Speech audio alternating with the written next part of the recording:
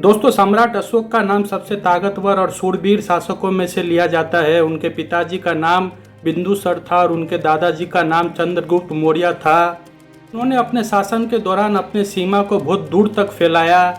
जो आप तिरंगा पर अशोका चक्र देखते हैं, उनके ही नाम से जोड़ा जाता है। सम्राट अशोक का नाम पुराणों, नायकों, किंवदंतियों और देवताओं से संबंधित भारत का विश्वकोश में दिखाई देता है, लेकिन उनके जीवन के बारे में कोई जानकारी नहीं दी गई है। बिंदुसार के 100 पुत्र की कहानी को अधिकांश विद्वानों ने खारिज कर दिया, जो मानते हैं कि सम्राट अशोक 4 में से दूसरे पुत्र थे। उन्हें उच्च शिक्षित किया गया, मार्शल आर्ट में परीक्षित किया गया। भले ही उन्हें सिंहासन के लिए उम्मीदवार नहीं माना जाता था, वे बस शाही बेटों में से एक के रूप में थे। सम्राट अशोक को राजा बनाने के लिए चुना और परीक्षित किए जाने का श्रेय चंद्रगुप्त के प्रधानमंत्री चाणक्य को दिया जाता है।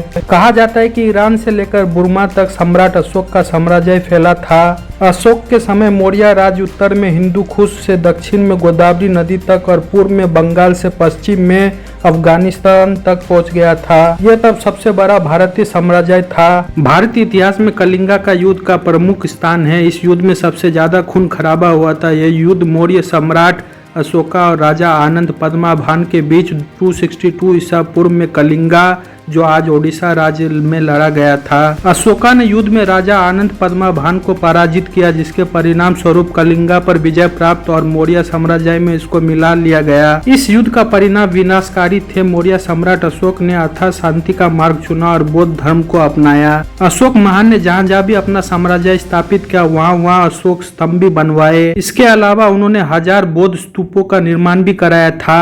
कहते हैं कि उन्होंने 3 वर्ष के अंतर्गत 84,000 स्तूपों का निर्माण कराया था।